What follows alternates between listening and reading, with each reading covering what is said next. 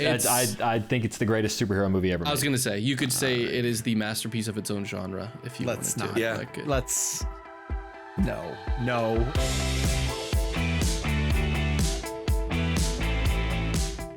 Hello, Blenders, and welcome to episode number 319 of ReelBlend, a podcast that won't try to understand it.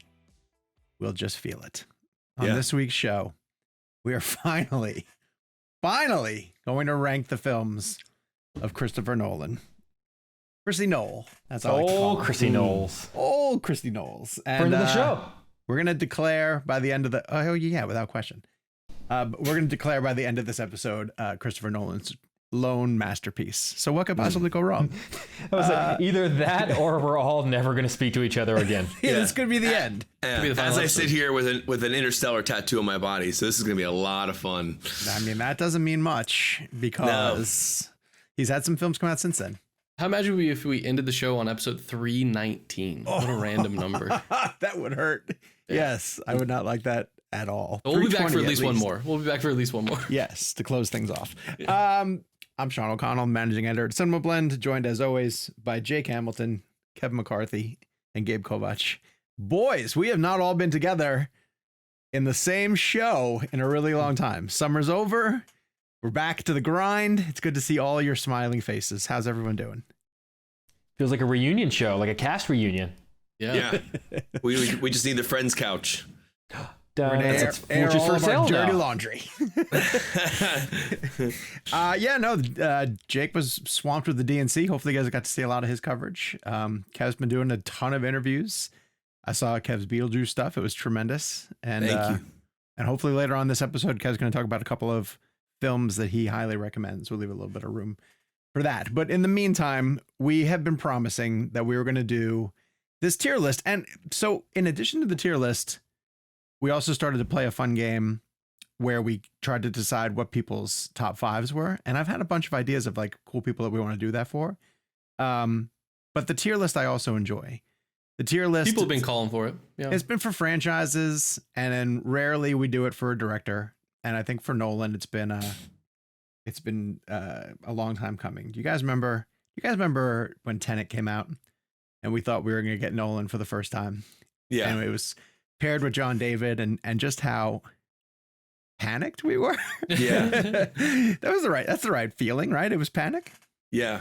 I mean, and it was 15 minutes with John David Washington and Christopher Nolan. So that in itself is tough because we have three hosts on the show, and we all want to ask questions. And so how do you balance a 15-minute interview with two people with three hosts? Right. And luckily, Christopher Nolan was gracious enough to come back for Oppenheimer. And I love our first conversation with him because if you haven't heard it, people new to the show, we used to end our show with Dunkirk. Yeah. And Sean was hilarious enough to ask Nolan to scream it like we do, and he does not have. He was not having it. Was that from what I recall in the lead up to that, and us talking about how we wanted to handle that? Was that the most terrified you were on the show of asking Christopher Nolan? Strangely, no. Dunkirk. I took a lot of joy in trying to shake him out of his comfort zone. Yeah, I feel a lot more in the second interview with him. I felt a lot more comfortable. For some reason, I just felt like his guard was not that his guard is ever up. I think I understand him a little bit more. He's just a different cat. That's Kevin, all. In the same way, I'm curious if you guys would agree with this, in the same way that it took me time, and I think it takes everyone time to figure out how to interview Harrison Ford, I think it just takes time to figure out how to interview Christopher Nolan. I Yeah, haven't and figured out Harrison Ford yet. yeah. Ford took me 5 or 6 times actually, because I can look back at some of my earlier stuff with him and it's just like cringe. And then he's more of a crafts type of actor. But in terms of Nolan, the whole reason we started this show is we wanted to have longer form conversations, and like to even have 15 or 20 minutes with Christopher Nolan, 25 minutes with Tarantino, which turns into 2.5 hours down the line, which is wild. But Nolan in particular, like the fact that he's ever even been on this show is mind blowing to me. And we've all sat down with him, but it is our conversation with him for Oppenheimer is probably next to the 2.5 hour Quentin Tarantino interview we did in New York is the most proud interview I feel as a collective of the show. I remember leaving the Oppenheimer interview, and we were all leaving to go to our respective taxis to go to the airport, and we were just like on cloud nine. And that conversation is really special. If you have a chance to go back, because we're doing the tier list today, just get a sense of like our show if you're just tuning in, if you're just finding us. But the Oppenheimer interview is awesome. Not to pat ourselves on the back, but it was just a really good conversation, you know? I was kind of hoping that the tier list that we are going to do today would coincide with, so there's been like rumors bouncing around that Nolan's about to announce the date, like the release date of his next project. Some people are saying it might be like July 2026. I was kind of hoping that would be confirmed before we did this, but anyway, we're going to dive right in without further ado. I kind of want to know where he's going to land too. I'm curious what studio is going to take him in. Well, speaking of that, and like obviously, so the behind the scenes stuff, him and Jordan Peele have been, you know, working on these new, with IMAX, on these new IMAX cameras, because there's a really good video going around the internet right now where they show how loud the 70 millimeter IMAX cameras, 65 millimeter IMAX cameras are. There's a set video from Nope. Because they sound like lawnmowers. And our buddy Brandon Davis, I'll give him a shout out. He reached out to me. He goes, "Are they really that loud?" I'm like, "Yeah, that's why." I thought to myself, like, most people probably don't realize the reason why Christopher Nolan goes back and forth with his IMAX to non-IMAX shots is because if you watch a lot of his films, a lot of the heavy dialogue scenes are done in the non-IMAX format, the 65 millimeter film non-IMAX, because those cameras are not as loud as the regular IMAX. So these new ones that Jordan and Chris Nolan and I think Hoyta's involved in it as well, they've developed. I don't know when they're coming out, but my guess, to your point, Sean, is whether or not he's waiting for the release, or are they finished? Is he going to shoot the new one on these newer IMAX cameras? Because Jordan announced his, right, which is next year. Yeah. And so I think that it's all pending whether or not, you know, with these cameras. That's just a guess. I bet you Nolan, because Oppenheimer was back and forth as well, but Oppenheimer was a heavy dialogue film, and Chris Nolan doesn't like doing ADR. And you have to do ADR if you're shooting with an IMAX camera because it sounds like a lawnmower. Yeah. So that's why it's really interesting. Yeah. Genuinely curious what he's going to do next. I'm curious if it's going to be that horror film that people have sort of. I hope so. Rumored to have. Yeah, Jake, what would you do in that situation? Nolan horror. Yeah. Can you imagine a 70 millimeter IMAX? Nope was the closest we've gotten to that. And I can't imagine the immersion. Did you see Romulus in IMAX? Yeah, I saw it in 190. How was that? Gorgeous.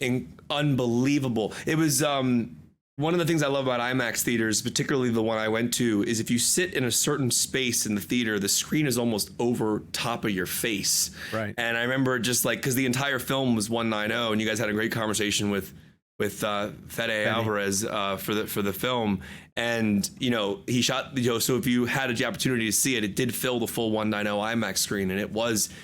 And I guess people have seen it by this point, but the zero gravity blood shootout sequence looked absolutely insane, man. I want to get back to a theater and see it. I want to see it in IMAX before it disappears. Anyway, okay, so we're delaying the tier list. We got to get to it, but thank you first off if you're watching us on YouTube. Hello, thank you very much. Hit subscribe. Turn on your notifications, share the show with a friend. If you're listening to us in audio needs, go to youtube.com/ReelBlend Podcast to see a video of the show.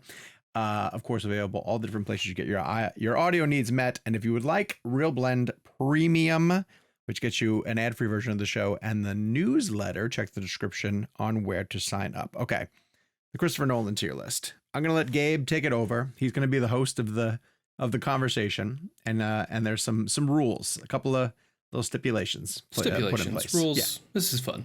Yeah. All right, here we go. Let's launch into our tier list. It's been a while, so I will. Gabe, yes, sir. Real quick, have you told the guys that one of the major rules is that everybody has to answer every question in Bale's Batman voice today? I was getting to that, Kevin. Did you guys know that? I was gonna lead with that. I was just going to put that up. No, so everything.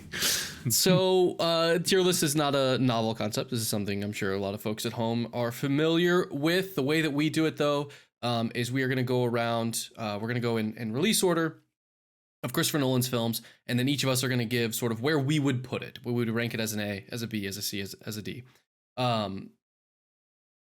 If we need to go that low, well, just, spoilers. And then we'll take the question average. When you have a time. Sure. And then we'll take the average of that. For instance, if I say, two of us say A, two of us say C, it would land in B. To just sort of average that out. At the end of it, we get this Frankenstein's monster unrecognizable tier list, and that's very fun. A special thing I want to mention for filmmakers, we've only done this, I think, a couple times. When we're going through, we're only going to rank as high as A. And then at the end, instead of an S tier, we have a masterpiece, and we are going to sort of take the literal sense of a masterpiece and have to choose amongst the A category, the A tier. We have to discuss and elect our singular masterpiece for Christopher Nolan. Sean, you had a question. When we are ranking from A to, let's say, D, are we doing by standards of like a normal movie or standards of of Nolan's movies? I would say standards of for me, I always think of it as we're talking about movies, and this is a movie tier list, and these are Christopher Nolan's movies happen to be the category that we're ranking. Right. I think if we scale it, it starts to get like, it gets a little confusing. People say like, you made such and such a D. Is that really a D movie? And we're like, well, it's a D Nolan. Like, I don't know that that's, I think we'll do in the context of. Yeah, because movies. I don't say that qualifies for like every filmmaker, but it feels like when you're putting, let's say Memento against The Dark Knight, it's like Memento might be an A on anyone else's list kind of thing, but like in comparison is a kind of a B. Well, do you guys want to scale? What do you guys think? Do you want to scale the list? We can discuss that now. I mean, I think that's a little unfair to the filmmaker. I think if he has 6 A's, then he has 6 A's. I think that's right. I think to make it subjectified, I think is a little unfair to I agree. His quality of films. That's fine. I agree. That's fine. Well, then let's kick any further questions from the jury. No? Okay. I don't think so. A reminder for the folks at home: this is fun. We're doing this for fun. And we'll try to have as much fun as right possible. Before we just argue for the next 45 minutes. That said, I do want to hear feedback. These are really fun. Some of the best parts of this are hearing from you all at home and seeing your tier list or what you agree with or what you disagree with. The discussions around these are really what make it worth it. And we're going to kick things off right now with following. Who has an immediate thought? I'll make an admission here. Following is the only movie I actually have not seen of his. I've been meaning to catch up on it, but I just haven't seen it, so. Watched it before I interviewed him for Dark Knight Rises, which means that we're talking it like a decade ago. Sure. Because I was trying to do a career rewatch before sitting down with him. So if I'm being honest, I don't feel like I can't. For me, it can't go in the haven't seen category because I know I have, but I also don't feel like I can give it any kind of a fair shake or a fair judgment. I think I know that Kevin has seen it more recently. Before I get to everyone else, Jake, just again, this is, for fun and not holding you to anything crazy. Your recollection, do you remember liking it? Yeah, I remember liking it. I think I was also watching it through the prism of trying to find questions within there that were, as crazy as it sounds, applicable to a third Batman film. But I definitely remember liking it. So if I were forced to give a knee-jerk reaction, I'd probably say B. Yeah, I would be at a B with it as well too. And I haven't seen it in a while as well too. But to me, it feels like someone's first film. It still feels like a filmmaker who's figuring out his way, trying a bunch of different things. $6,000 budget. That's kind pound of budget, I guess. That's kind of insane. I mean, I enjoyed it enough that I would not. At least, I'm definitely not putting it at a C. But I don't think it quite gets to an A level for me. So I'm gonna put it at B. Kev, have you seen? Is this something you've seen recently? Or yeah. Okay. Yeah. I thought so. And Chris Nolan was the director of photography on the film too, which is really, really cool. And I want to say he had already met his incredible producing partner Emma Thomas. She's a producer on it. Yeah, she produced on the film as well. And just looking at the scale from Following to Oppenheimer to know the work they've collectively made. That was a college film. Jeremy Thirlby, that I believe is the lead actor in the film. That film is, I think it's incredible for a first film. I agree with you on a B. The nonlinear nature of the film is remarkable, and a lot of what's cool about watching Following is watching it after seeing his range of work since. And that's why I like watching earlier films from filmmakers after I've watched, years and years of their work in recent time, because then you can see the seeds of that filmmaker's work and kind of what he was dealing with. And like, I see a lot of Inception in Following. I see a lot of just layering of moments in time and the way he plays with time. And obviously, when we get to the next film, we're going to talk about all those are applicable as well. So yeah, I would argue a B on following for sure. Okay, great. B lands right in there. Well, this is easy. The first one, probably the least. Is this the least? Well, I would say least controversial Nolan film, just because it's the most obscure. Yeah. You know, after this, it's like, here comes the notoriety. Memento. We're on to Memento, which I would say Memento for me. Maybe it's just my generation or any generation that was around this. It hits the mark of a Pulp Fiction, Reservoir Dogs, of being like a seminal, I'm interested in movies and how they're made and who made them type of movie. Like this is like it's cool if you know who Christopher Nolan is and you've seen Memento, in the way that I think of Pulp Fiction and Reservoir Dogs with Tarantino. Is there anyone that wants to jump off of that with their thoughts and or letter grade? I remember seeing this with my father. It was in New York, and it was like I think it was April 2001. My dad took me to New York to see like a Broadway production of The Producers with Nathan Lane and Matthew Broderick. I remember hearing this film had come out, and I hope I have my time frame right. And I asked my dad to take me to see it. We saw it in Times Square, and obviously back then films were still projected on 35. And I just like you said, the Tarantino-esque nature. You know, not that nonlinear filmmaking hadn't been done before Tarantino, but in that age and time frame, you know, Memento, you could easily compare it to the idea of how Pulp Fiction and, you know, Reservoir Dogs and a lot of Quentin's work was done, the nonlinear storytelling. But the way Memento played with black and white and color, which is obviously very interesting and foreshadowing to what he did on Oppenheimer, the idea of the subjective and the objective point of view. I remember being a big Joe Pantoliano fan at that, you know, he's fantastic in the film. Best. Carrie Ann Moss, you know, and that was 2 years after the first Matrix. So that's right. You know, anytime seeing her after the Matrix was cool. I think just a year. I think there was 99 and then 2000. Yeah. Yeah. So it was kind of remarkable. And Guy Pearce, you know, the concept of a tattoo and memory and time. And again, I rewatched this before we did press for Tenet. And again, it was a very different experience because, you know, going into Memento, I didn't know anything about Nolan until that film. And so my first experience with Chris Nolan is Memento. I remember the DVD for it. Do you guys remember those? Didn't they have like different color paper clips? There was I think that was the DVD, like green and blue. Like you had to find different versions of it at like Best Buy or whatever. Oh, really? No, I don't remember that at all. That's interesting. Yeah. But it was an incredible, you know, feature film. Give a grade. You know, what's your grade? I'm at an A, no question. You're at an A? Yeah. I mean, that movie is remarkable. It plays with time brilliantly. And like I said, with Oppenheimer, it's that idea of playing with color and black and white in a way that was point of view based, which I thought was cool. Jake, where are you? We're going to be here for 4 days, aren't we? No, not at all. No, I'm an A as well, if only because I mean the whole point of a movie is to make you feel what a character is feeling, and the fact that Nolan is able to structure this movie to make us understand what it means to have the exact same symptoms that Guy Pearce's character does. Like him, we don't know what just happened because we're experiencing the story backward.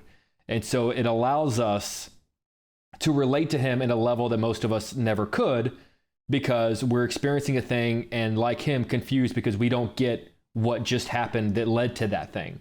So to be able to not just, you know, follow what's going on with this character who's experiencing this incredible, you know, moment in life, but to almost be able to step for step go, dude, I'm right there with you, man. I also don't know what the hell is going on. Mm-hmm. And then every step of the way sort of progressively work backward.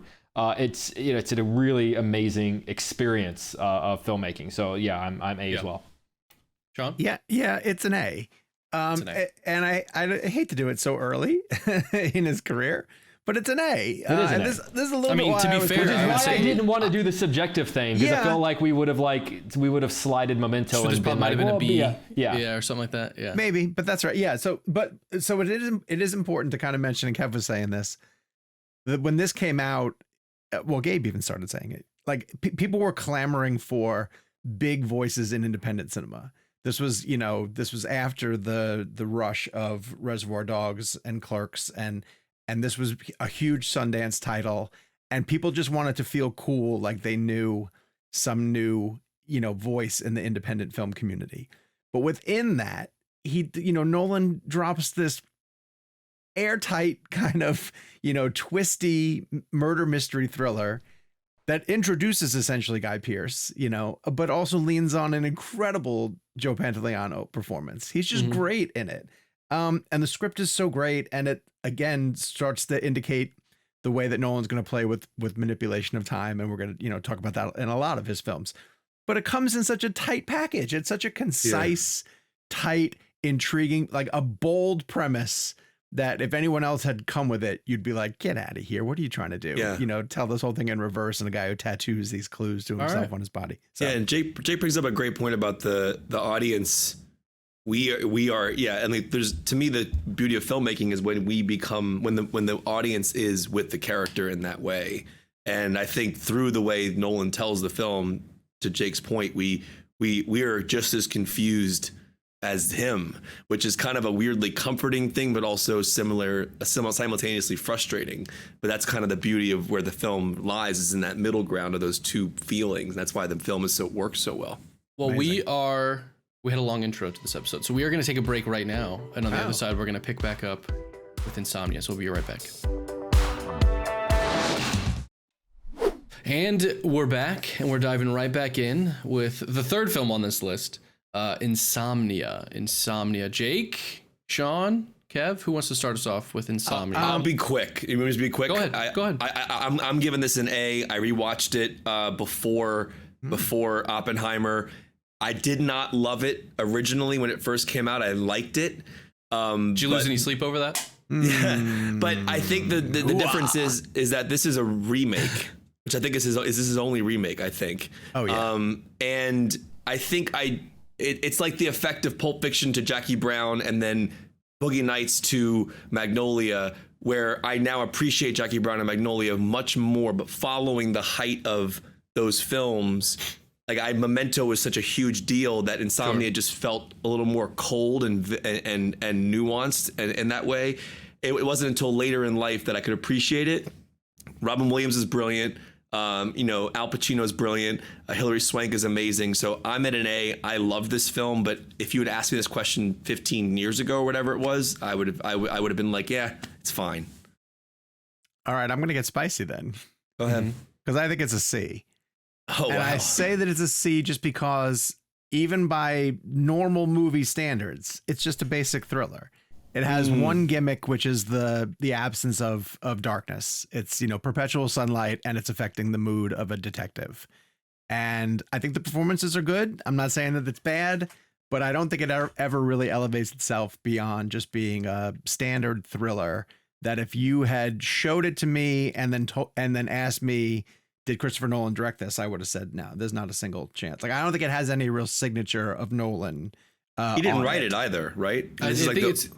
I don't think so, because it's just a remake of a European film. But I'm saying I don't think he wrote the script for this film either. I think he did Memento, got hot as a director, and then studio was making this film. It was written by somebody already, and he got attached. That's what I think happened. Yes, he did not write this. Yeah, and it's the only one that feels like he didn't write it on his filmography. Yeah, well, that's going to be sort of why I'm going to split the difference and give it a B, because I think I agree with Sean in that, like, it's a standard thriller. I think it's a good standard thriller. Yeah. But I would argue, looking at sort of all of the little thumbnails of all of his films, it's the one where if another filmmaker had stepped behind the camera to direct, I think it could have been the exact same movie. You I think get it could have been basically the same fine. thing. Yeah.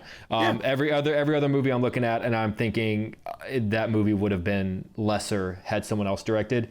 I think a lot of people, probably respectfully to Christopher Nolan, I think a lot of people could have directed Insomnia. I mean, give me Fincher's Insomnia. Yeah. Oh wow. Yeah, that's a good point. So I would to Jake's point, I'm going to go to a B actually. Now that I'm thinking about it in the scale of things, I think you guys convinced me that it's not an A. I was gonna lock us in and say a B as well.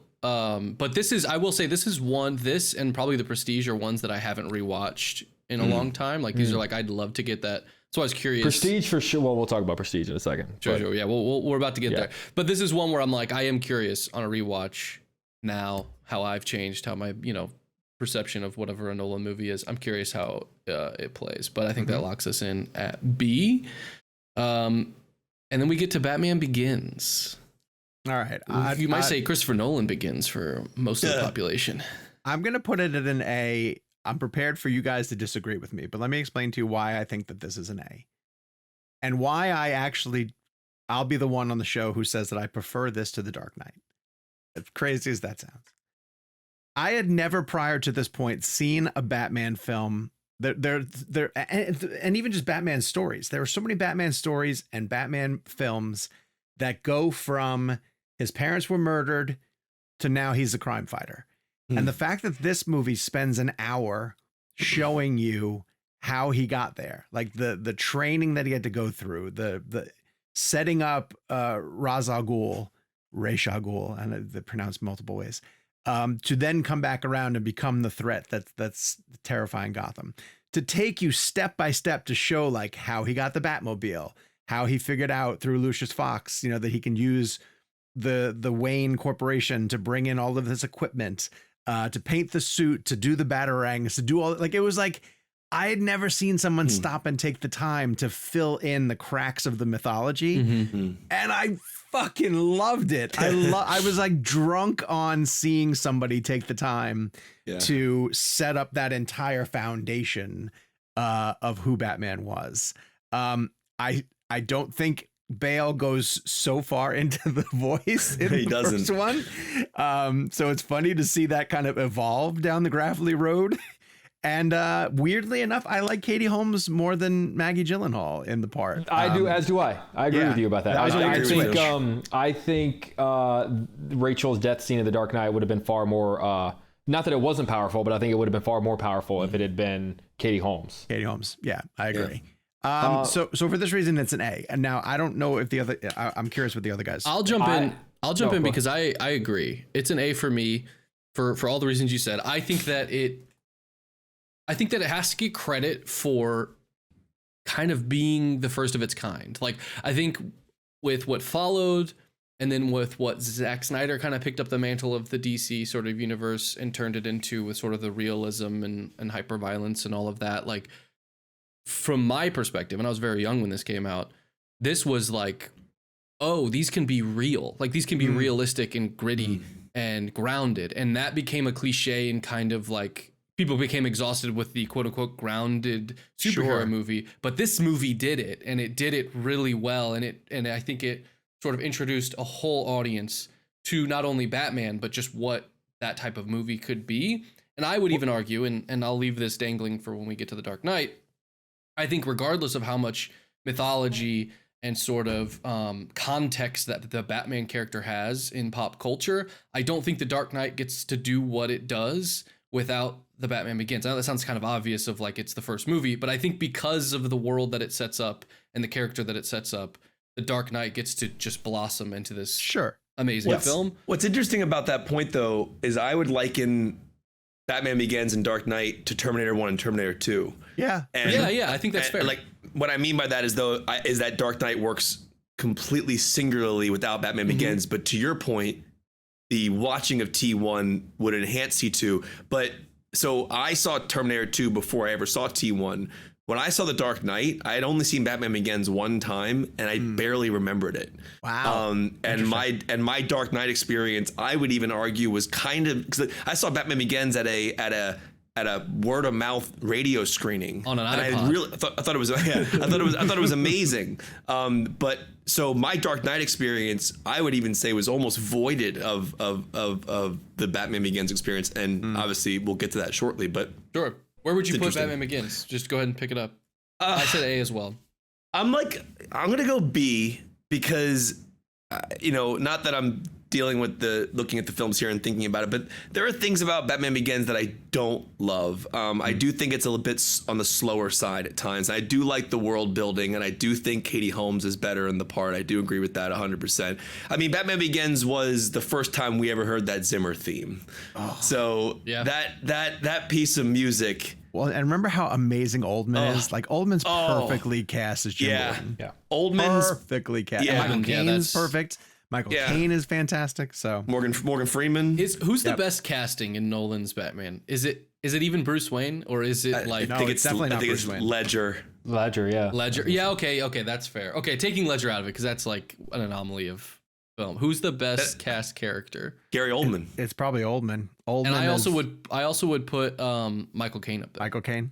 Also, Alfred. Eckhart is. Well, I guess Eckhart only is in 2, but he's damn, great though. Yeah, he is really good. What a performance! Perfect Two-Face. No, and that's not to put Tommy Lee Jones, the Batman Bruce Wayne dual cast. I think he's one of maybe my favorite Batman. I think he's fantastic. But see, I think I love his Bruce Wayne. Yes, I don't love his Batman. I think Affleck is a better Batman than Bale, but I think Bale's a better Bruce Wayne. I think they're just different. In my mind, I view them as different. The voice stuff never really bothered me that much. Fine, like it's overblown in my opinion. But I want to jump in on the comment about I'm going A, and for me, Batman Begins is a top 10 superhero movie of all time. Okay. And I think a big part of that comes from the fact that I think, and it's not to take away from any of the other Batman movies that preceded it, because one of my all-time favorites is Batman Returns. But I do think it's the first time a filmmaker behind the camera on a Batman movie was just as interested in Bruce Wayne as he was Batman. Yeah. And I think it's really easy to get excited about Batman and want to like throw everything into those scenes because it's a really fun toy to play with. It's less sexy and less exciting to give your all for Bruce Wayne. And I feel like that's what Nolan does, because he understands that the scenes with Batman don't hit as hard if you don't give a damn about who Bruce Wayne is. So to your point, Sean, spending that hour setting up how that transition was made, that whole scene doesn't just make Batman, or that whole hour doesn't just make Batman Begins better, it makes the entire trilogy better. Whenever we come back around years later and, and Alfred says, why do we fall? That line only lands because we were given that hour of buildup 8 years prior. Yeah. So I think Jake, I think he says, "Why do we fall, Master Wayne?" I think he says that. Yeah, exactly. So I'm sorry. That's really good. Forgive me. That was damn good. Really good. I just pictured Gabe like in front of a mirror for the last week, knowing we were going to do this tier segment. He was like, that line's going to come up. That line's going to come up. That line's going to come up. The line's going to come up. I do want us to keep the pace going, but because you mentioned top 10 superhero movies, I'll ask one more question in the sense of giving this its flowers. Do we get Logan if we don't get Batman Begins? No, like I think I don't think we. There's a whole. I think there's a whole conversation about what of superhero movies we get. Period. Well, no, you guys have to. I don't know. You guys probably don't remember that the transition prior to Batman Begins was that superhero movies were sold toys and Happy Meals. Yeah. And that was around like the Fox era. That was like the end of, not the end, but like that was sort of, in the years we'd gotten a few of like the movies X-Men that Deadpool and Wolverine pay tribute to. Sure. This was sort of the antithesis to that. This movie whiffs. Yeah. We don't go in the direction that we're in now at all. Yeah. We've run back to animated, live action animated superhero films. I do think I mean, weirdly enough, I wouldn't call this grounded because it deals with vampires, but the first Blade, I think grounded in like deserves more credit. Yeah. I mean, it deserves more credit for many reasons. One, it broke the mold in terms of like with R rating, in a Marvel film. Everyone looks at the first Deadpool, but I agree with the point about, do we get Logan without Batman Begins? But I think Deadpool is more responsible for Logan than anything else because of the R rating. Because with Deadpool's success, I think I think you're right in that a studio is more comfortable to produce an R-rated version of Logan. But I think that not only from the studio's perspective, but from sort of priming an audience, I think that Batman Begins and Chris Nolan's sort of trilogy set the stage for an audience that wants that type of story told. Like to Sean's point of like, I even think the MCU owes some credit to allowing for the Batman Begins and the Dark Knight and stuff, allowing for superhero movies to sort of be that ground level human story and not just like you're saying that sort of animated realm. To the point where, like, in the midst of that, Bryan Singer came back with Superman Returns, and it was such a throwback to the earlier superhero ones that audiences kind of rejected it. They were like, "No, we don't want this anymore. This is done." Well, let's keep trudging. We have some staples coming up, and maybe we'll try to pick up the pace to get to that masterpiece conversation. But let's move on with The Prestige. Who wants to start off The Prestige? It's an A, and Prestige is an A. Prestige is an A. Yeah, JK, it's an A. To me, it's airtight, flawless, incredible performances, tremendous premise, great screenplay, looks amazing. It's an A.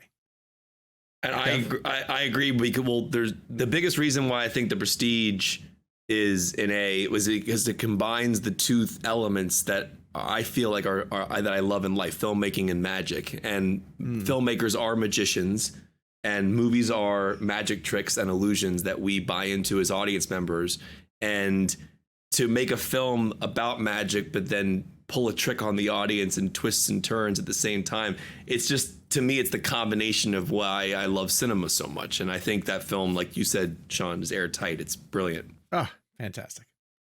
Yeah, it's easy. It's an A for me as well. It almost it's an interesting counterpoint to Insomnia in that, like, with Insomnia, my argument was you put a different director behind there. You know, it probably would have been the exact same movie. The Prestige is, as crazy as it sounds, considering how complicated it ends up being, I think a little bit on the more simpler side of his filmography. It is. But another filmmaker still could not have. I mean, it is as good as it is. Because of the skills of Christopher Nolan behind. And what I really also appreciate is also keep in mind, you know, we're obviously going in the order in which he made things. These little palate cleansers he gave himself between the Batman films, I think were really important for him to not get burnt out on Gotham City. Sort of allowing himself to just take a break from Batman. I also love that he did The Prestige and then he wrote the Joker magic trick scene in The Dark Knight. Like I love that kind of bleeds in. It's fun. It's insane to me to think, like, I'm just sitting here looking at the Prestige poster. I forget how insane Hugh Jackman's filmography is. Oh, it's great. He should have more than one Oscar nomination. Yeah. I mean, we're talking about a guy, like, I think The Fountain is one of the best movies ever made. It's Aronofsky. Sure. I mean, like, he has... Hugh Jackman truly can do anything. Yeah, he's such an amazing actor that I forget he worked with Nolan. Yeah. I forget he was in a Chris Nolan film. Yeah. It's wild to me. He belongs in a Spielberg film at some point. I'm surprised the two of them have worked together. That's really funny. I want to just go back to the what Jake just said. Jake, I consider the Batman films to be palate cleansers between the types of movies that Nolan really wants to make. Yeah. And you think these other movies are palate cleansers? Because the Dark Knight only happens. Inception only happens with Dark Knight's success. And I mean, you could, you know, I think there's a really solid argument that, like, the Dark Knight films, the trilogy, is where the average movie-going public started figuring out who this guy was. So he knew. Even and I'm not saying that they are, but even if they weren't the movies he wanted to make or the way he wanted to spend his career, he knew he had to knock these out of the park because the success and the quality of this trilogy, I think, is the determining factor that allowed him to make something like a Dunkirk or an Interstellar or Tenet. I mean, you're talking about if we don't get that instead of this, I don't think we get Dunkirk, Interstellar, Tenet, and Oppenheimer if he doesn't crush the Dark Knight trilogy the way he did. Sure. Yeah. And Let me ask a quick question. Go ahead. I'm sorry. Go ahead. I was going to say, I think the palate cleanser perspective also is not that The Prestige and Inception are small movies by any means, but the palate cleanser for him as a filmmaker to go from the machine of working with an IP and having, you know, all those conversations you have to have and decisions have to be made around a character and the way they're represented versus an original thing that you can kind of make your own and just come in and at budget.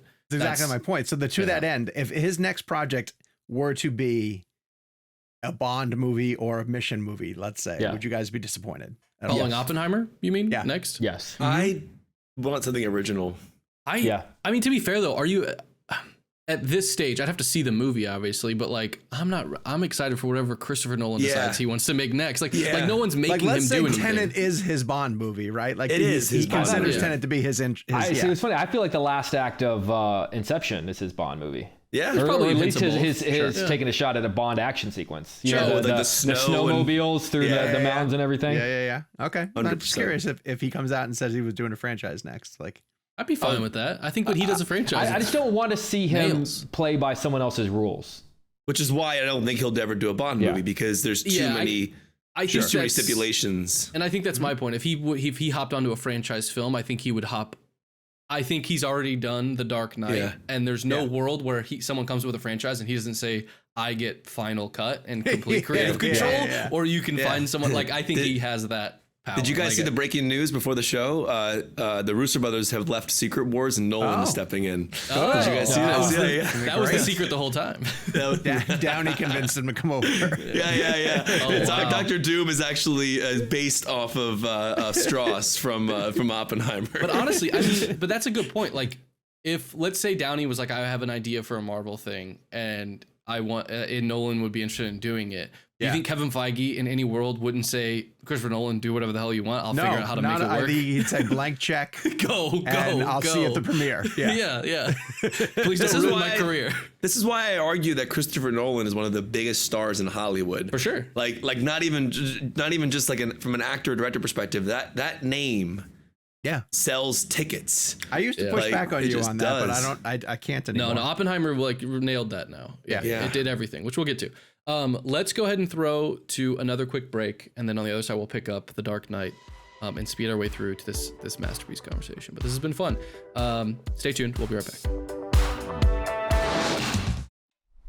All right, we are back. We're picking up with The Dark Knight. I think that this. I mean, I'm just gonna say that I think we're A's across the board. The D. Anybody want to give it a B? I D mean, for Dark Knight. I think it's the greatest superhero movie ever made. I was gonna say you could say it is the masterpiece of its own genre if you Let's wanted not. to. Yeah. Like it. Let's. No, but yes, it's an A. It is definitely everything you guys just said, but also one thing I'll say about it is like this was the first time we had seen a filmmaker use those IMAX cameras that were used for science documentaries and feature storytelling. And to me, that is the most game-changing moment I've ever had as an audience member from an immersion perspective, from storytelling, to see something that large in feature filmmaking. And I know that he did some tests, like he said in our interview, right? I think on Prestige with some of the cameras, I want to say. I think it was just even like inserts, wasn't it? Like it was like small inserts. stuff. Yeah, but this film, to your point though earlier about Batman Begins being grounded, this even more so. Because like the Scarecrow stuff in Batman Begins, you know, that's obviously superhero-esque and fine. Yeah. But in Dark Still Knight, grounded in sort of like a chemical, bioweapon type right? But I think in Dark Knight, you buy in grounded wise, like why it's a crime thriller. It's heat. It's heat. 100%. And that to me was why it was so groundbreaking. Dark Knight did exactly what you guys were saying about Batman Begins did, but I think on a whole different level. And again, like I was saying, well, talking with Batman Begins of like allowing it to, that's what I think Batman Begins did, is it set the stage for The Dark Knight to be extremely grounded versus if he came in and he made, hey, it's a crime thriller, but there's a Batman. Yeah. It's a great movie. I think it stands on its own, but I think Batman Begins really like gave the runway for him to craft that world exactly. Yeah. I've been thinking about this a lot lately. I might even write a piece about this on Cinema Blend. The one thing that this movie has done that I hold against it is that no one has done a traditional Batman and Joker movie since. The Joker has not been featured in a major Batman movie since. Why do you He's hold only been against teased. Because I want a good Batman Joker movie. It's like the standard is so high. There's 20 amazing Joker Batman stories that they could keep doing. No, because even in this movie, they get one scene together. They essentially get the interrogation scene. The whole movie is there back and forth. I want a Joker Batman movie. I see and what no Sean's one will do it. talking People are about. afraid. You're talking about those scenes where they're playing off each other and that. Yeah. I imagine. I mean, Jared you Leto imagine was assigned to the Suicide Squad. When he finally got into Snyder's movie, it was a after credit scene set in an alternate, future. Barry Keoghan has been teased in Matt Reeves's. Do you think he's going to be in the next one though? I really hope they think people are use still him afraid. as like a Hannibal Lecter type. I think it'd be really cool if through Pattinson's Batman trilogy, if they kept him in Arkham, kept him behind a wall of glass, and Batman has to keep coming back to him. See, but that's all anybody uses him for. Honestly, I really want. But we've seen so much. I want another take on Mr. Freeze. Fine, That's fine. really I'll want. take Mr. I really Freeze. want That's Mr. fine. Freeze. All right. I just want a Batman Joker story. I think it's a good point. You got one, goddamn. Sean, am I signing you that article? Even though I don't have time for that. I'm signing you that article. Write that up. That's a good. What if Matt Reeves brings Arnold back and just uses him to reinvent? I would pay so much money to see Arnold come back as Mr. Freeze. I used to have a Mr. Freeze action figure. That's how obsessed I was with Arnold. The best. Inception. Let's go ahead and move on to Inception. I think Inception is the most Christopher Nolan movie. If like someone, I know we used to play this game, Tenet, but though. if an alien showed up, but it's got to be comprehensible. I think Inception. If my parents came to me and said, I don't know who Christopher Nolan is, like pick us a movie to explain his appeal, I would say watch Inception. And to your point, that it's like even people mimic the sounds of wah. Yeah, it's a big deal. Dude, I remember Inception ending and sitting next to a friend of mine going, "Can they just start that again right now?" And the conversation on the way home. So is that 2 A's? Is that 2 A's? I take So it. you're both A's. No question. All right, Inception's a B for me. Inception is where I start to say to you guys that I think Nolan's head is too far up his own ass. Oh, come on. That's insanity. That's insanity. What Sean is saying is he doesn't like original filmmaking. It was nominated for Best Picture, man. That movie's incredible. There's too much heavy lifting in Inception. It's all there and it all fits together the way you want it to, but you have to it's homework. You gotta work. It's a healthy dose of homework. Good. That's immersion. That's fun, like yeah. My only Too slight much. on Inception is I think I've said this before. It's too clever. No, I actually think it's a little too cold. Okay. Because one of the complaints that people have on Nolan's films is that they're too cold. There's a scene in Inception that I think, and I've said this before, if they had extended it by 3 seconds, I think the film would have hit much differently. It's you the saw scene the where top fell. well, Does the no, top fall? it's the Marion Cotillard, the Marion Cotillard death scene. Okay. And DiCaprio, in my opinion, is one of the greatest criers as an actor. And like I always think of the scene in Shutter Island when he's holding his kids in the water. It's like there's something about the way he cries. Jesus. And Chris Nolan just cuts away from him so fast after she falls. And I just think like we needed like 3 more seconds of that beat so that we could have felt that, because then that would have made the ending hit harder. But it's such a persnickety comment. It's so small in detail. That film is so beyond that. But that's my only complaint about Inception is it's a little too cold, and I wanted a little more warmth.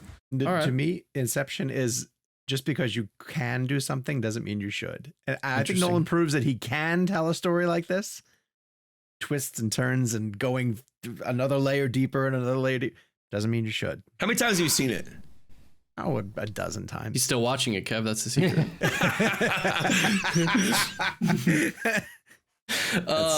All right.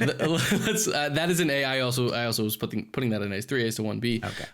The Dark Knight Rises. I'm curious if this is going to be C. C. Wow. C. Jesus.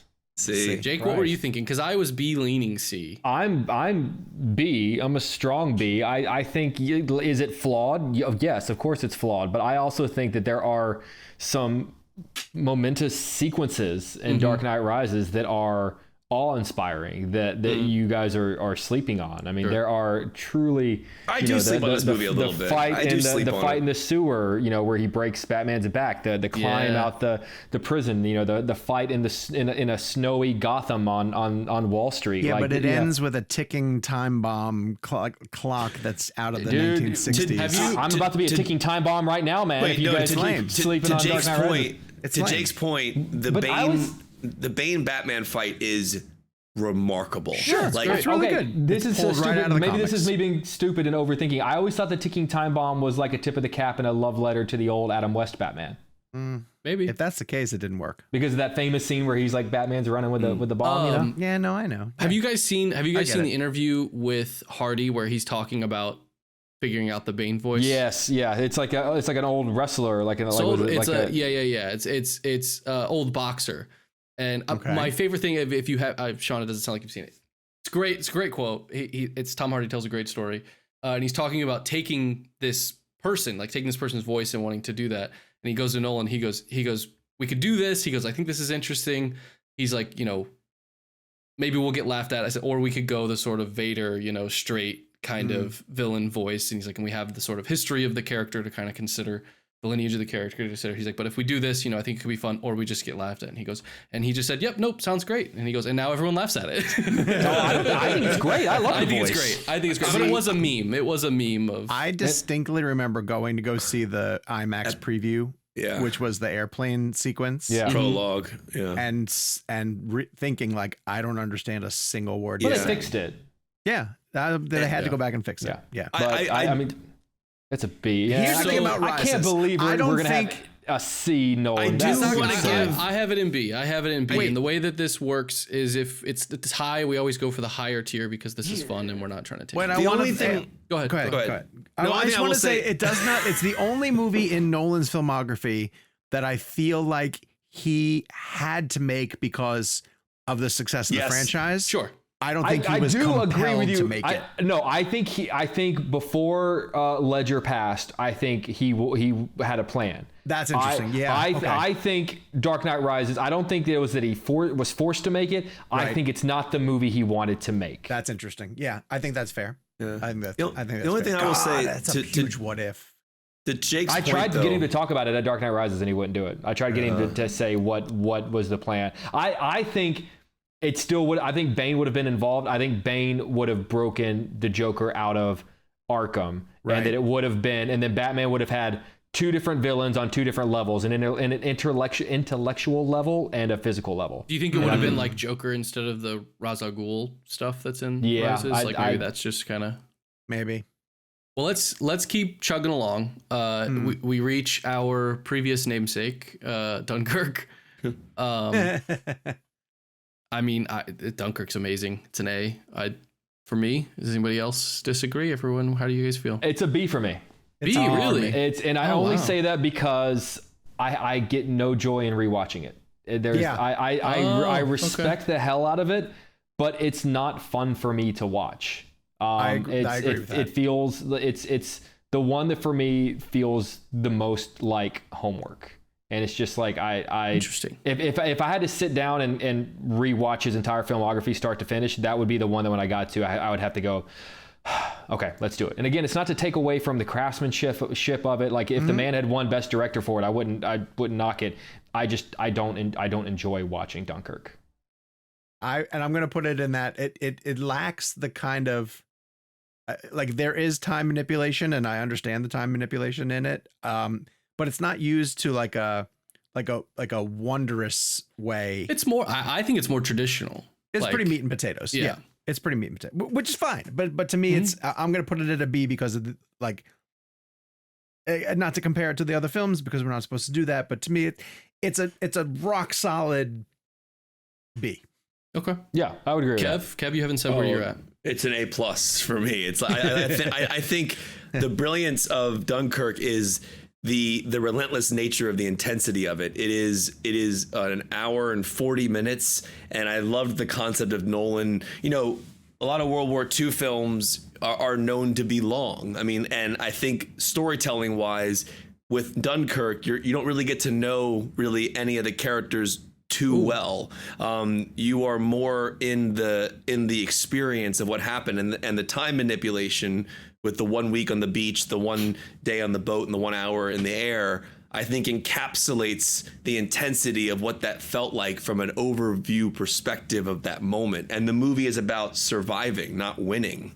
Right. At least that's the way I think about it. Like, I think that these characters are trying to survive. And I think when the moment hits, first of all, this is a story I didn't know about much. I mean, I had heard of Dunkirk, but it's such a story that I wasn't too familiar with. But the idea of people taking their own boats to come help these soldiers, and the way that music hits as they all arrive, at the moment where everyone thinks they're all going to die is just incredible. I also think Kenneth Branagh delivers some of his best work in this film. I mean, while there's a minimal dialogue, it's all about facial expressions. I thought Dunkirk was an absolutely remarkable experience, and I feel honored that I've seen it. That puts it. I did actually mix up. These got mixed up. So Interstellar was before Dunkirk. We still have Interstellar to do. So sort of backtracking in release order, we're going to jump to Interstellar. I think I know where Kev's at. You guys go. I'll let you guys go. Jake, you start us. Where are you at with Interstellar? Because I feel like think Sean it's a and very Kev are strong, solid A. I think it was an all-inspiring experience. I don't think I care for it the way that Kevin does, but it's not I don't mean that in a dismissive way about the movie.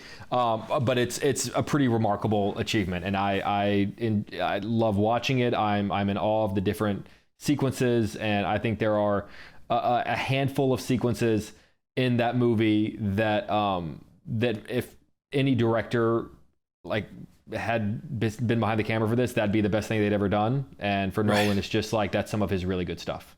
Yeah, I'm an A as well. I think it's a solid A film. Kev, I'll go to Kev because I think you're in line with us. You're an A. I'll just say A. And to Jake's point, I think in the history of all cinema, I think the McConaughey sequence deserves to be talked about as one of the greatest scenes ever made.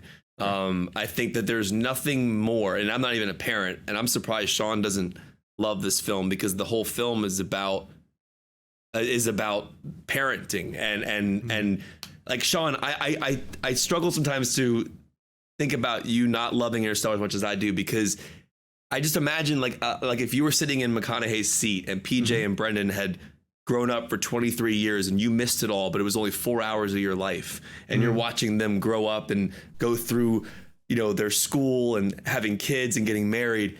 And I just think to myself, that is one of the most devastating and interesting ways to look at time.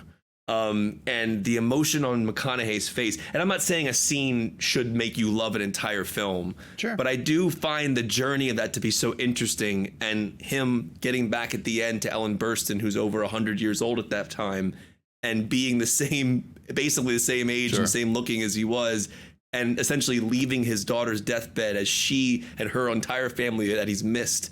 I just find that to be so mind-blowing. Sean, go ahead and jump in so we can keep going. Your thoughts? My biggest knock on is all those things that you described. The movie to me doesn't earn any of it. Interesting. To me, when you called, what did you call earlier? I think it was Inception as being cold. Yeah. Interstellar to me is ice cold. Really? I think it's his most warm film. It is ice cold. It is so frigid. It is impenetrable for me. Warmest? I have tried so many times to watch this movie, and I just bounced right off. Where would you grade wise? C. You put it at C? C. I'd put it at C. That's 3 A's to 1 C. I don't think drops it to a B. It might be my least favorite movie of his. Wow. See, that's Dark Knight Rises for me. I'd watch Rises 100 times over. What? How do you guys feel about it? I'm firmly in an A. I think we're all firmly in an A. I think 3 A's to 1 C still puts it in A, right? That's fine. That's fine. Yeah, I know I'm going to lose that fight. Yeah. I just don't want it in the masterpiece. I'll fight that. Okay. I'll start with Tenet. I'll start with Tenet and just say that for me, Tenet is an A. Yeah. I loved that movie. I think that it became a meme and it's hard to understand or whatever. I think that it's actually. It's hard to say this without it sounding like you just got to pay attention. But I think if you're really watching the movie and maybe watch it twice, but great movies are often really great. Third the second act time is around. really batshit though. I mean, it's absolutely insane. But it's amazing. It's amazing batshit. It's amazing batshit. Like when you get to the end and you find out that they've been partners and he's just at the other end of the timeline is the coolest fucking thing ever. I cry every time, man. It really is. James Bond can never get away with something that cool. Yeah, I agree. It's weird for me to not love Inception, but to love Tenet. Yeah. Because this is way more insane than Inception. This is Inception on steroids. Reason, this one maybe because maybe Inception had to walk so this could run, I guess. I'm firmly an A. Sean, where are you? I am also in an A. I think John David Washington is also a great Christopher Nolan lead that probably doesn't get enough credit.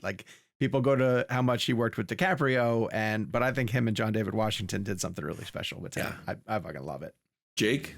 I'm gonna give it a high B. Okay. And I only say that again because I in the same way that I sort of spoke about Dunkirk, I listen. I do agree with the idea of just sort of watching it and going with it. I do think it does deserve some faults. I think it makes sense for the most part, but I also think you have to, the fact that I had to put on subtitles and rewatch it a couple of times, I do think. But I would argue that everything that you need to know is in the movie, though. Yes. Like there are so many films that, like, you know, we talk about superhero stuff, Star Wars stuff, all this stuff is like, well, did you watch the TV show did you watch this? Sure, Do you know that? sure, but And okay, everything but you need based to on know my in Tenet theatrical is in Tenet. experience, I strongly disagree because you know what I didn't have the first time I watched it? Audio clarity. The fact that I had to put on subtitles to understand. I didn't have that issue. I think I it's genuinely could not understand what they were subjective saying thing. the first time I watched this movie. I cannot I honestly struggled tell as you well. I walked out. I cannot tell you that I walked out the first time.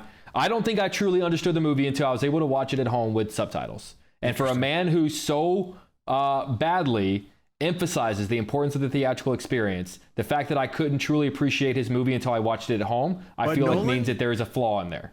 He does, as part of his mystique, though, is he goes for that naturalistic audio. And that's fine. But Yeah. I mean, no one means to put a flaw in their movie. No one goes out of their way to add little, missteps in there. I just, and again, I'm putting it in a B category, and I'm putting it in, and look, I really do like Tenet.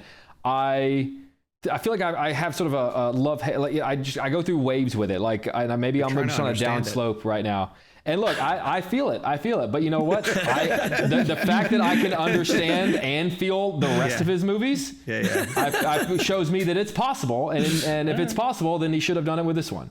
Yeah, I didn't have that I feel experience. like we make a lot of excuses for Tenet. I think Tenet is like, I think the best way I could equate Tenet is like if you've been bowling your whole life with things on the with barriers on the bowling lane, and Chris Nolan was just like, take those off and just go along for the ride with the ball, and you have no idea where it's going to go. And I genuinely believe that, like, if you follow that line, don't try to understand it, feel it, that line, and you just let the film be. And like, I feel like at the end of the day, we're trying too hard to figure out the movie while we're watching it.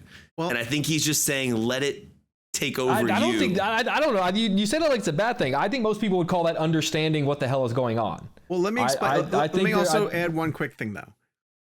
I don't think I've ever levitated out of my chair the way I did when it came back around to realize that the fight that he had in the hallway. If I had to put a list together of like top 10 Nolan moments. Yeah. Him coming back around and realizing who he was fighting at the beginning of the film would be in top 10. Amazing. That movie is so insane. Lifted out of my chair. I feel like I'm like trying to convince you guys that it's bad, and that's not what I'm doing at all. Not. It's just that it doesn't work for me on an A level the way that the rest of his A movies do. I think that puts us at an A. We're reaching towards the end here, so I want to look at this A level. It's a lot of A's. Kev, I think you officially A, Sean officially A, me officially A, Jake officially high B.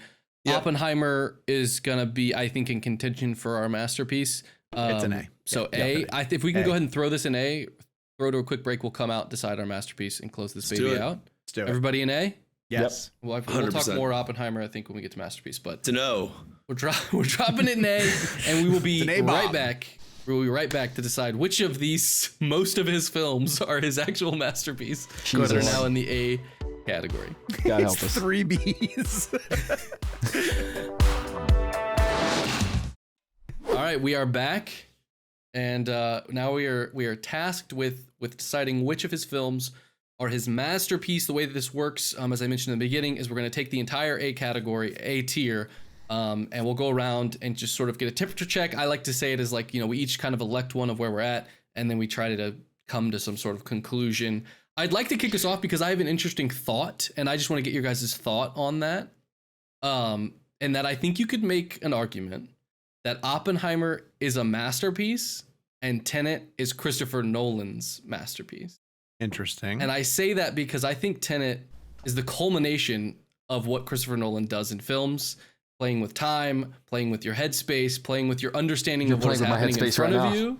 I know you don't like this film in the same way, but I see it as a masterpiece in that it is Christopher Nolan, whereas Oppenheimer I put as a masterpiece of like I think it's the best thing he's made as far as like a film is concerned.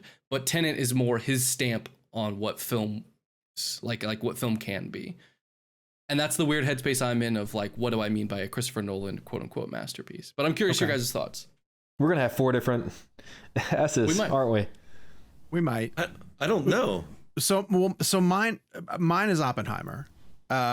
Because, and Gabe, I understand what you're saying, but I also think that Oppenheimer plays with the alternating timelines and stories that seem like they shouldn't sync up, but he figures out how to make them sync up.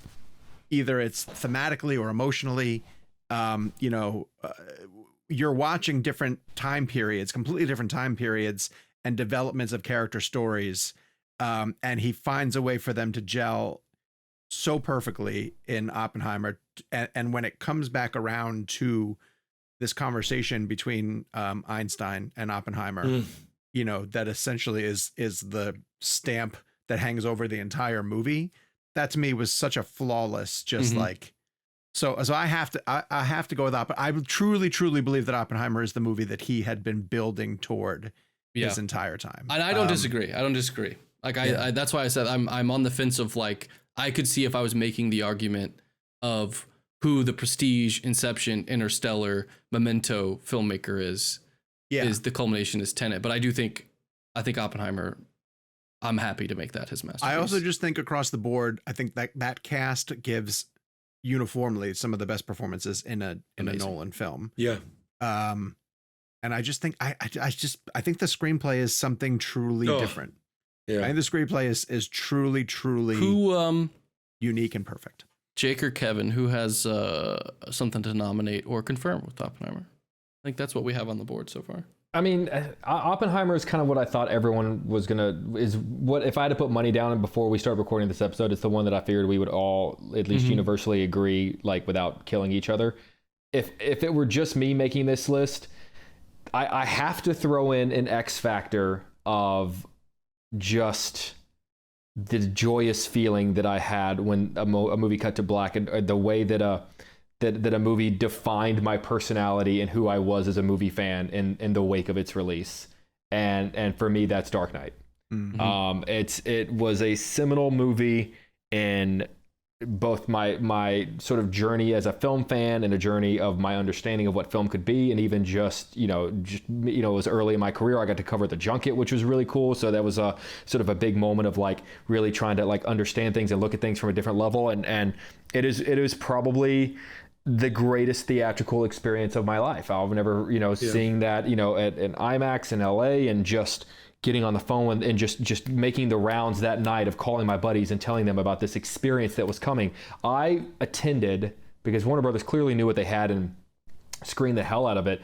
I think I attended 6 different press screenings of the movie before it ever actually came out. It's the most. Wow. I think I saw it 2 more times once it came out. Not quite Kev levels, but it's the most for me. That's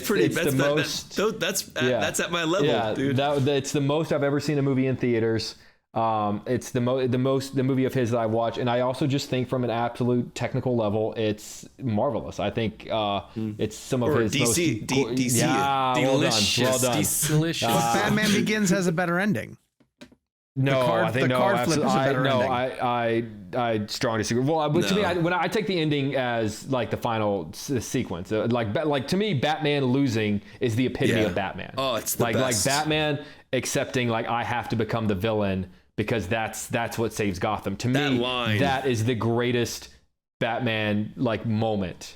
Kev? Like that's really quick. I think my favorite Nolan sequence ever is the interrogation between Jim Gordon and Joker, and then Batman and Joker, where it's just, was it Wally Pfister? He just lights it with a light bulb. That's my favorite Christopher Nolan sequence ever. Kev, I'm curious what you would nominate from this list of A's. I mean, I got goosebumps hearing what Jake was saying just now about Dark Knight, because it is the greatest theatrical experience I've ever experienced as well. I mean, I think it's in the running for sure. A lot of that had to do with, for me at least, was the technical nature of that film. I remember, the 70 millimeter IMAX experience, seeing that for the first time was everything. It changed my entire perspective on the way movies can immerse you in a theater. Never seen anything feature storytelling on that level. But I also remember being obsessed with the Blu-ray, because when they released that film on DVD, Chris Nolan, he did these incredible special features, especially the truck flip. And I learned who this incredible stuntman named Jim Wilkie is, who's the guy who drives the plane into the hangar in Tenet, and I mean, just incredible.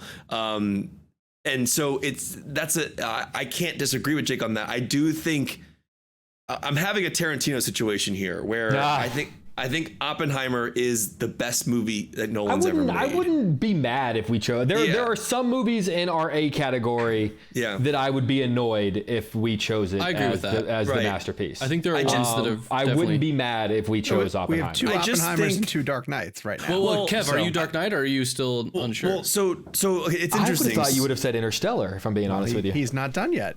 No, Jake's not wrong. So Dark Knight, what Jake just said about Dark Knight is exactly how I feel about that film. So I can't disagree with him on that. Interstellar is my favorite Christopher Nolan movie of all time.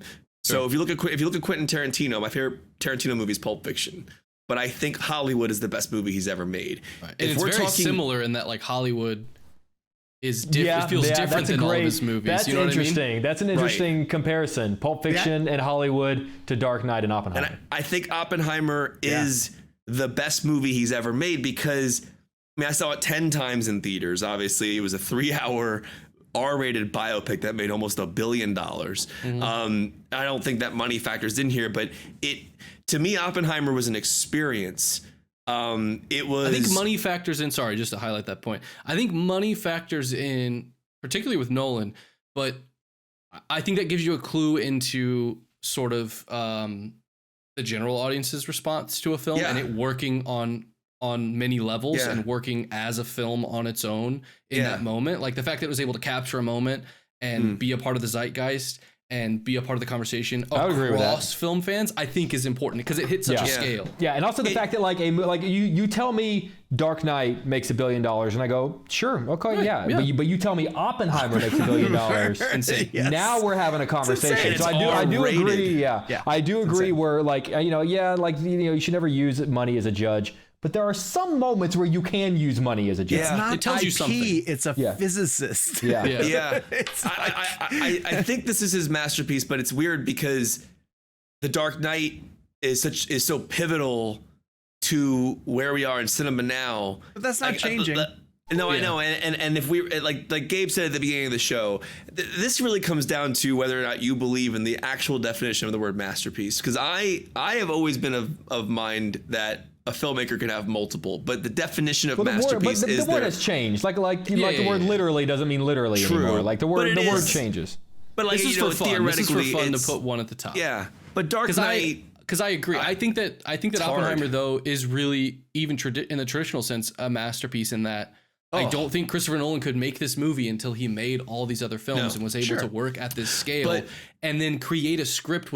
If you can create. And again, Tenet has its, and maybe Inception, they have like their issues of like, the audience understanding it or this, that, and the other. I made the argument that I think everything you need is in the film. But if you can go to the headspace of making Tenet's sort of storylines connect in the way that it does and make the Inception thing and write out the way that the dream structure works, and you can structure a story, like let's just say story structure in that way.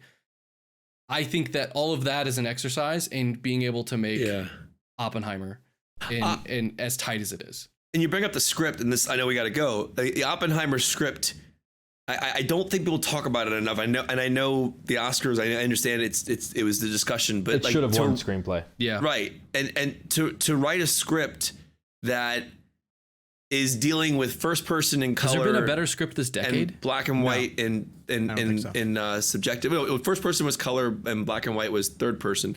No, I think it's one of the greatest scripts ever written. The Finch script? Yeah. But no, Oppenheimer is one of the greatest movies When did Mank come ever out? made. Yeah. No, it is a masterpiece. To this point, and with Tarantino and with Nolan, whatever they do after this, we're gonna immediately compare it to Hollywood and Oppenheimer. Like from here on out, that's the bar, right? I think Nolan needs to make a movie about a guy stuck in a cabin. You know what I mean? Like we just need like a small like you just see the trailer and you're like, okay, I can't put too much on this because it's a small, tiny movie. It can't be Oppenheimer's. I don't know how he does it, but I don't think know what he does next. I don't know. I'm in. Well, that'll have it. For the audio listeners at home, you can hop on YouTube. We have a visual aid up to see it. We have The Dark Knight Rises, Insomnia, and Following. In B, in A, we have Memento, Batman Begins, The Prestige, The Dark Knight, Inception, Dunkirk, Interstellar, and Tenet. And his masterpiece above the rest, for the sake of this argument and for fun, is Oppenheimer. And well I'm done, very boys. happy with that. I'm very happy with that list. Well done. Well done, boys. All right. That is our show this week, but I will let Sean sign us off. Thank you all It's up for to your you time. guys. It's up to you. Head to the comments and let us know what you think Christopher Nolan's masterpiece is. Do you agree with us that it is Oppie? Do you think it's something else that he has done over the course of his career? We want to hear what you guys have to say in the comments down below. We'll be back next week with a brand new episode as we get closer to the Toronto Film Festival and Beetlejuice and a bunch of other things coming in September. Gonna start getting busy around here again real soon. So Wait, Sean, what's the name of that Tim Burton movie? Beetlejuice. Wait, one more time? No, I won't say it 3 times. You did say it 3 times, actually, technically speaking, because you said it once, then you said it twice. I was trying to get you to say it 3 times. I watched your Winona interview. I know she's superstitious. I'm superstitious. Dude, I know we have to run. I know we have to go. But Catherine O'Hara saying Kevin to you, dude, blew my mind. Dude, it was like, and it wasn't prompted. Like we talked about the name like 2 questions prior, and then I'm saying goodbye, and she goes, "May I?" And I'm like, "May you what?" I was like, "What?" That's the most insane thing ever. I can't believe it was on camera. I was surprised they didn't cut the cameras. Go watch Kevin's interview on behalf of Beetlejuice. Okay, follow us on social media at Jake's Takes, at Kevin McCarthy TV, at Sean_O'Connell, at Gabe Kovach, and the show is at ReelBlend. We'll talk to you guys next week. Dunkirk! Ah.